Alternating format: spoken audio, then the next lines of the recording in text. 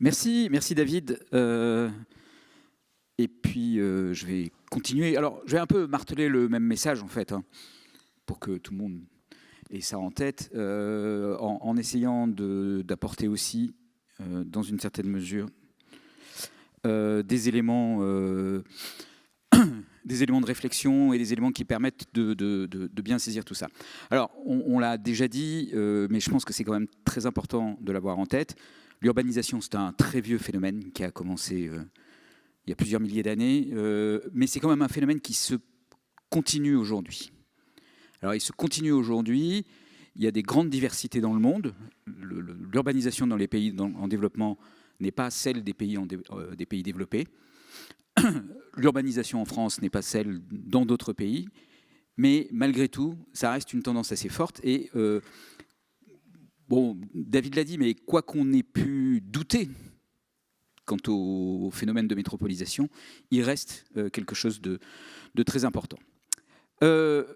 Une des questions qui se pose et qu'il faut vraiment regarder en face, c'est est-ce que l'urbanisation, c'est une réponse ou pas au monde à venir, celui de la transition, celui de la neutralité carbone, celui de la préservation de la diversité, celui de la sobriété, ou est-ce que cette urbanisation en est une des causes de toutes ces transformations qu'on doit faire, et donc nous oblige à une remise en cause.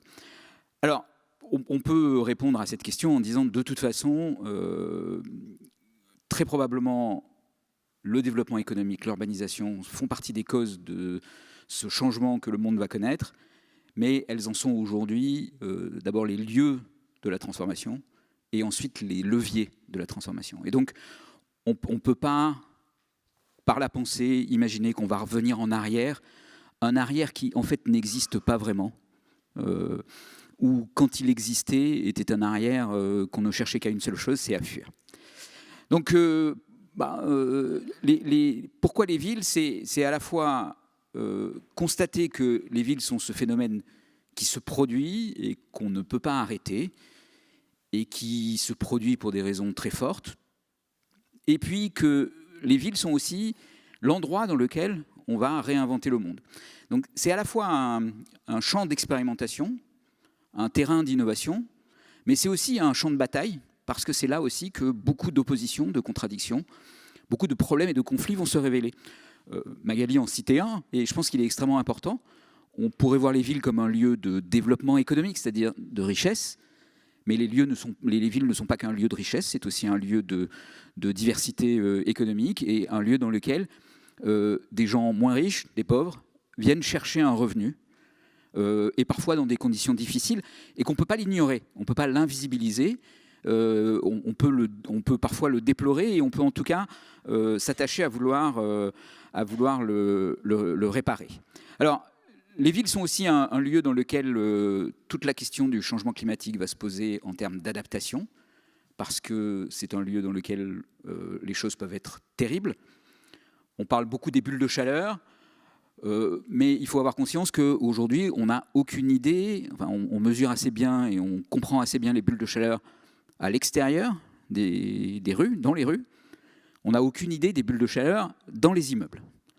Et dans les immeubles, éventuellement, en fonction de l'étage de l'immeuble. Et là, on peut avoir des zones d'hyperthermie l'été qui peuvent être des choses invivables. Et donc, qui font partie aussi des questions qu'il va falloir regarder. Bon, les villes, c'est le lieu de l'activité économique, c'est aussi le lieu de l'accès aux services publics et aux services privés. Donc c'est à la fois, ce qu'a dit Magali, le lieu de production, le lieu de la chaîne de valeur, donc de tout ce qu'il faut mobiliser pour faire cette production. C'est aussi ce que nous a montré Jean Col-Défi de façon très éloquente, le lieu de consommation. S'il y a autant de gens qui se concentrent à Paris, c'est à la fois pour produire, mais c'est aussi pour consommer. Et s'il y a autant de production dans Paris, c'est aussi parce qu'il y a beaucoup de consommation. Beaucoup de consommations sont des consommations locales. On ne fabrique pas que des objets, en particulier en France, mais aussi beaucoup de services. La biactivité donne aussi aux villes un rôle extrêmement important dans le potentiel qu'elles ouvrent aux couples de pouvoir se localiser à un même endroit et, bon, ce qui pour la plupart des couples, est une condition importante, mais pas tous, mais en tout cas la plupart, mais qui vont aussi vouloir accéder à des emplois, et généralement qui ne sont pas au même endroit. Les couples sont ainsi, ils travaillent dans un endroit différent de celui où ils vivent, et ils ne travaillent pas ensemble, même s'ils vivent ensemble. Ça serait plus pratique si les couples travaillaient tous dans le même lieu de travail. Bon, enfin, c'est un...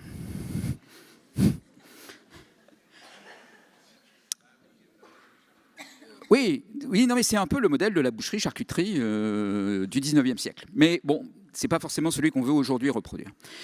Donc les villes fascinent, elles intriguent, on ne peut pas y échapper. D'ailleurs, je vous ai mis une petite image, c'est une revue qui vient de paraître dans la série des revues scientifiques Nature, qui sont des revues que je trouve assez bien faites par Springer. Et là, il y a une nouvelle série qui vient, c'est le premier numéro, Nature Cities. Et je trouve que c'est assez intéressant qu'aujourd'hui, Nature s'intéresse à cette question, en tout cas est perçu que le sujet était important et qu'il faille ici avoir un média de publication de travaux scientifiques. Mais la revue Nature vise aussi à avoir une portée un peu plus vaste et vraiment d'insister sur la pluridisciplinarité, sur la multidimensionnalité des problèmes. Ok. Alors, un petit élément. J'ai fait ce petit graphique pour vous montrer ici un certain nombre d'aires d'unités urbaines françaises, classées par ordre de taille. Paris est enfin, l'unité urbaine de Paris est en haut à gauche, et tout en bas, il y a Saint-Étienne, qui est la plus petite des 16 villes qui sont des 16 unités urbaines qui sont représentées ici. La période de temps est assez longue. Ça commence en 1968. Le recensement de 1968, les points chaque point sont un recensement. Ça se termine en 2021. Ce qu'on voit tout de suite, c'est cette première bosse qui s'est produite dans les années 70, un phénomène d'urbanisation extrêmement rapide, extrêmement fort. C'est les taux de croissance qui atteignaient dans la plupart des unités urbaines des taux de croissance supérieurs à 1%, voire supérieurs à 2%, voire pour certaines, par exemple Toulouse, légèrement supérieurs ou presque à 3%. Et à Grenoble aussi supérieur à 3%. Donc une phase d'urbanisation très forte, qui s'est évidemment tassée, qui a connu différentes étapes. Mais si vous regardez bien les graphiques, et j'ai mis des textes sur chaque vignette pour indiquer les taux de croissance sur la période, les 10 dernières années, les 11 dernières années, c'est des taux de croissance annuels. Dans la plupart de ces villes, la croissance, elle continue. Alors, elle est moins forte qu'elle n'a été dans le passé, mais elle continue à des rythmes qui ne sont pas négligeables. Il y a des villes qui ne sont pas loin d'avoir une croissance de la population de 1% par an, ce qui est un développement pas très rapide, mais qui est quand même un développement suffisant pour poser des problèmes d'aménagement et des problèmes de renouvellement urbain.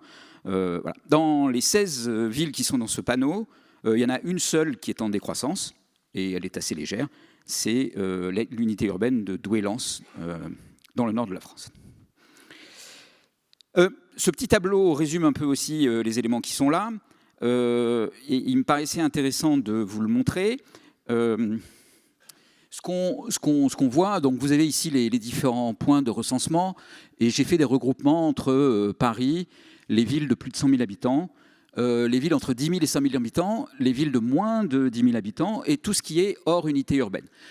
Alors, c'est assez intéressant. Hors unité urbaine, c'est quand même une grande partie de la France, encore aujourd'hui.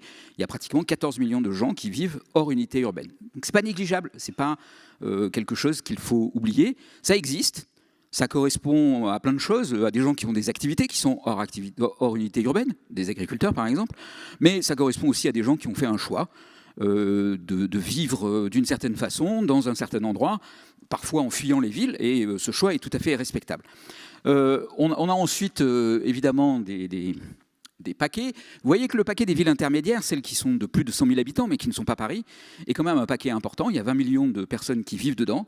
Et c'est aussi un élément à considérer dans le raisonnement. Ces différents paquets, j'ai mis sur la deuxième partie du tableau ici des taux de croissance. Ce qui est intéressant dans ces taux de croissance ici, c'est de constater que dans la période récente, les zones qui sont en croissance un peu plus élevée que les autres Noémie vous a montré des chiffres pour Paris. Donc, en gros, Paris correspond à la croissance de la population française, 0,34% sur cette période. Donc, la part de Paris n'augmente pas, mais elle ne diminue pas. Mais par contre, la part de ce qui est hors unité urbaine, elle, a tendance à diminuer légèrement. Et puis, on voit que, en fait, la seule section qui augmente plus vite que Paris, en l'occurrence, c'est les villes intermédiaires de plus de 100 000 habitants. Et donc, la métropolisation, elle continue à se produire. Elle se produit à un rythme qui est différent, avec, aujourd'hui, plutôt un transfert des zones hors aire urbaine et des petites villes vers les villes de taille intermédiaire. Alors, il y a un peu de l'élément de ce que David appelle la ruée vers l'ouest. Il n'y a pas que ça, parce qu'il n'y a pas que des villes, il n'y a pas que des villes de taille intermédiaire dans l'ouest, mais il y en a quelques-unes. Je vais faire un petit peu de teasing. Demain, on parlera du lancement du projet de la chaire Dynamiques urbaines à Sciences Po, à l'école urbaine de Sciences Po. Associé à cette chaire sera aussi associé à un observatoire des dynamiques urbaines, dans lequel on va essayer de proposer un certain nombre d'éléments quantitatifs pour essayer de comprendre ces dynamiques urbaines, de les documenter à différents niveaux de granularité, mais aussi de les documenter de façon un peu globale, un peu générale. Donc on a préparé un certain nombre de choses, bon, qui ne sont pas encore en ligne, mais si vraiment vous voulez essayer, envoyez-moi un mail, je vous inscrirai sur la liste des bêta-testeurs. Donc ce tableau vous montre différentes choses. J'ai ici pris une trentaine d'unités urbaines. Vous avez ici le nombre d'actifs qu'il y a dedans, le nombre d'emplois. Et puis, à partir de l'enquête mobilité professionnelle, on a calculé le nombre de kilomètres moyens qu'un actif dans cette unité urbaine parcourt. Et donc là, en l'occurrence, elles sont classées par le nombre de kilomètres moyens que chaque actif parcourt. Alors, on ne sait pas dans ce tableau si les kilomètres sont parcourus en voiture ou en métro. Donc ça peut faire quand même beaucoup de différence. Il y a un petit pas à ne pas franchir entre kilomètres et CO2. Mais on voit quand même un certain nombre de choses qui est, bon, d'abord une certaine homogénéité malgré tout dans les kilomètres parcourus, d'une part, même s'il y a des différences entre des villes pour lesquelles on parcourt beaucoup de kilomètres et puis ici une moyenne ou une médiane dans laquelle on parcourt à peu près 8, et quelques kilomètres pour aller à son travail, dans lequel se trouvent les grandes unités urbaines comme Paris, comme Toulouse, comme Marseille, qui se situent dans un mouchoir de poche ici. Il y a quelques villes qui peuvent avoir des distances plus basses, qui sont un peu particulières, Nice, Clermont-Ferrand par exemple, ou même Strasbourg. Il y a une colonne qui est intéressante, qui est ici la variation de ce nombre de kilomètres au cours des 10 dernières années. Et là, c'est intéressant parce que, en fait, dans la plupart des villes, donc la plupart de ces villes sont en expansion, plus d'actifs, plus d'emplois, légèrement, mais dans la plupart de ces villes, le nombre de kilomètres parcourus par les actifs augmente. Alors, on peut définir l'étalement urbain de plein de façons. Généralement, on le définit en disant que c'est la consommation de sol. Mais ici, vous avez une autre définition de l'étalement urbain qui consiste à dire que les gens qui habitent dans ces unités urbaines ont tendance à parcourir de plus en plus de kilomètres pour se rendre à leur emploi. Alors, il y a une autre colonne qui est aussi assez intéressante, c'est qu'on a calculé ici, non pas les kilomètres que parcourent les actifs pour aller à leur emploi, mais les kilomètres qu'il est nécessaire pour chaque emploi à ce qu'un actif vienne l'occuper. Alors la différence, c'est que, vous voyez, dans le centre de Paris habitent des gens riches qui habitent là parce que leur emploi n'est pas très loin, donc ils font relativement peu de kilomètres. Mais dans le centre de Paris, il y a des emplois, ceux dont Magali parlait. Alors, ils ne sont pas très bien pris en compte dans l'enquête mobilité professionnelle, mais certains d'entre eux sont quand même pris en compte parce qu'ils déclarent un lieu de travail, même si ce n'est pas un lieu de travail fixe, ils en déclarent quand même un dans le recensement. Et donc, on peut calculer pour chaque emploi combien de kilomètres il a fallu pour venir le remplir. Et cet emploi dans le centre de Paris, serveur dans un restaurant, n'est pas évidemment rempli par quelqu'un qui habite dans le même arrondissement que le restaurant où il travaille. Généralement, il habite très loin. Et donc, ce qu'on voit, c'est qu'il y a une différence importante entre les kilomètres qu'il faut pour servir les emplois et les kilomètres que parcourent les actifs. Et ça signifie aussi une forme de répartition à la fois de la structure spatiale des emplois, mais aussi à la fois de la structure spatiale, de la distribution des revenus dans l'unité urbaine.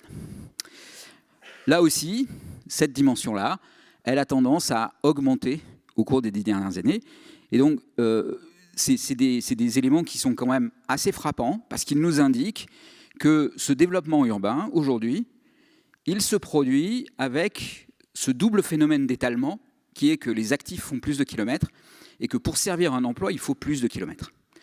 Alors, peut-être dans certaines unités urbaines, il faut regarder en détail, peut-être à Paris, tout ça se fait grâce au Grand Paris Express, aux premiers éléments du Grand Paris Express, ou à un système de transport qui est particulièrement efficace. Et donc tout ça se fait vite, sans émissions de CO2, et dans de bonnes conditions de confort. Bon, pour toute personne qui a fréquenté le réseau de transport parisien, il sait que vite et dans des bonnes conditions de confort, c'est plus une intention qu'une réalisation, mais il n'est pas du tout clair que c'est le cas ailleurs. Donc ça vaut vraiment la peine d'aller voir en détail ce qui se passe et d'essayer de comprendre, parce que là, derrière, potentiellement, ce qu'il y a, c'est une augmentation des émissions de CO2, c'est une augmentation des budgets de transport, c'est une augmentation de l'inconfort et du temps passé dans les transports, et donc c'est effectivement quelque chose qu'il faut traiter.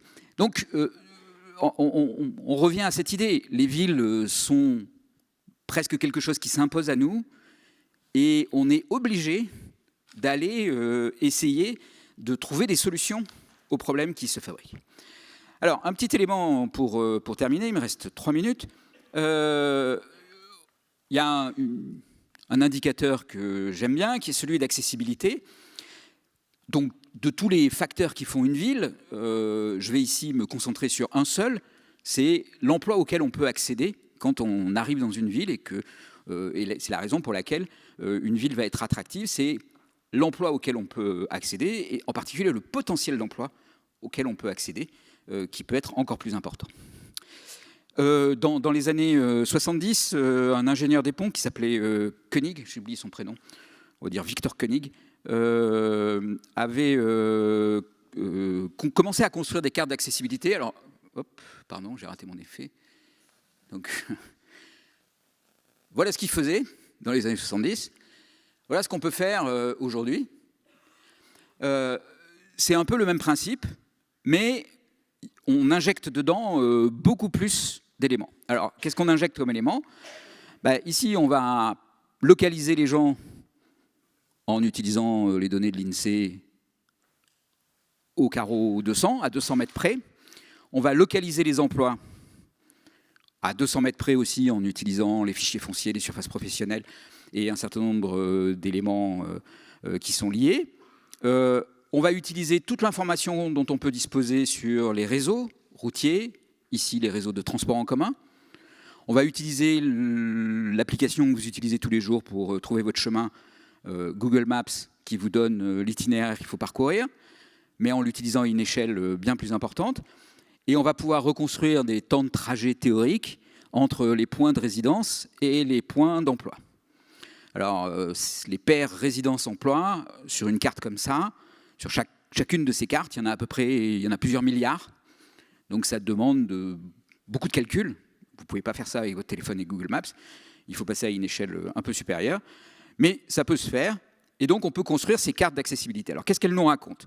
Elles nous racontent que si je prends quelqu'un qui est, on va dire, ici, donc là vous reconnaissez l'Île-de-France, donc quelqu'un qui est ici, donc il habite ici, il a une couleur qui correspond à quelque chose entre 20 et 80, ça veut dire, pour accéder à 50 000 emplois, il va falloir qu'il passe dans les transports en commun entre 60 et 80 minutes. Enfin, il y a un chiffre exact, mais la couleur ne permet pas vraiment de le lire.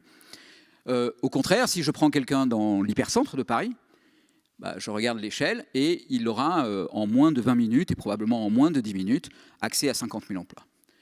Ici, il est question d'accéder à 250 000 emplois, donc évidemment ça va prendre un peu plus de temps, mais vous voyez que la tâche verte de Paris, de l'unité urbaine de Paris, est une très grosse tâche.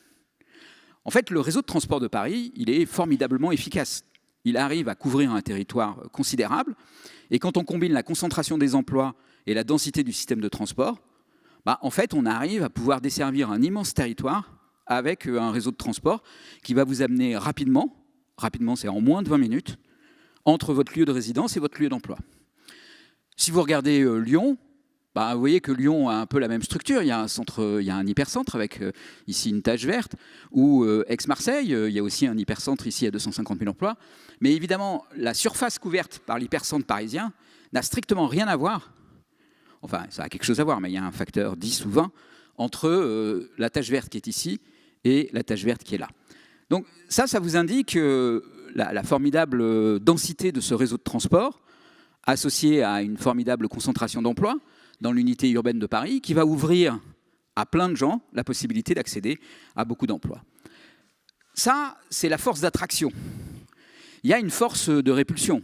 Cette force de répulsion, évidemment, c'est les prix de l'immobilier. Tout le monde voudrait habiter à moins de... C'est très compliqué, c'est pareil. Tout le monde voudrait habiter... Ok, je vais y arriver.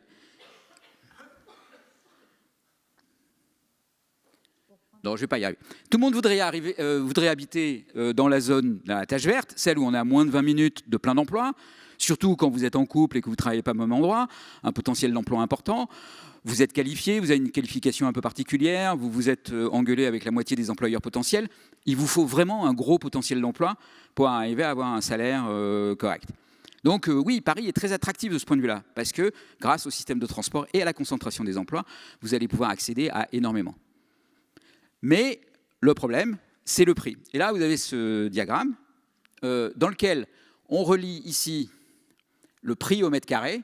C'est le prix au mètre carré en 2019, je pense. Mais ça ne changerait pas grand-chose si on prenait celui d'aujourd'hui ou celui de 2022. Et ici, le temps qu'il faut pour accéder à 250 000 emplois. Donc là, 25 minutes, 50 minutes, 75 minutes. Les couleurs sur le graphique, chacune des couleurs correspond à une des unités urbaines qui est représentée ici ou sur la légende, donc qui sont les plus grandes unités urbaines en France. Qu'est-ce que vous dit ce graphique ? Ce graphique, il vous dit une première chose, c'est qu'il n'y a qu'à Paris où on peut accéder à, en moins de 25 minutes, 250 000 emplois. Ça ne se produit qu'à Paris. Il se trouve que les endroits où ça se produit sont des endroits qui coûtent très cher à Paris. En fait, quand vous prenez un endroit où vous accédez à autant d'emplois, où vous mettez autant de temps pour accéder à 250 000 emplois qu'à Bordeaux, par exemple ici, 50 minutes, les prix de l'immobilier ne sont pas très différents à Paris et à Bordeaux. Donc en fait, ce qui a comme leçon dans ce graphique, c'est que ce qui fait les prix de l'immobilier, c'est cet accès à l'emploi. Et quand on dit Paris est très cher par rapport à Bordeaux, en fait, on ne dit pas grand-chose d'autre qu'à Paris, on accède à potentiellement beaucoup plus d'emplois qu'on accède d'emplois à Bordeaux. En fait, quand on se situe en termes d'accès à l'emploi à quelque chose de comparable à Bordeaux qu'à Paris, on a des prix qui sont assez proches. Et à Paris, on pourra accéder à des niveaux d'accessibilité, des temps pour accéder à 250 000 emplois, qui sont extrêmement faibles. Si je faisais le même graphique, non pas pour 250 000 emplois, mais pour 1 million d'emplois, évidemment, la spécificité de Paris sauterait encore plus aux yeux et on ne verrait sur ce graphique, en tout cas dans la partie qui est là, uniquement des points qui correspondent à Paris. Et donc, je conclus là-dessus, la question de l'accessibilité, on l'a répété plusieurs fois aujourd'hui, liée à celle de l'emploi, sont les questions qui sont au cœur aujourd'hui de ce qui fait les villes et de ce qui les rend importantes.